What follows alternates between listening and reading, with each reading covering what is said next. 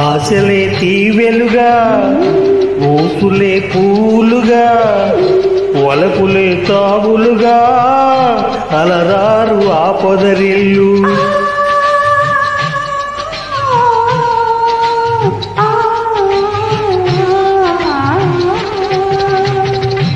ఆశలే తీవెలుగా ఊసులే పువ్వులుగా వలపులే తావులుగా అలరారు ఆ పొదరిల్లు.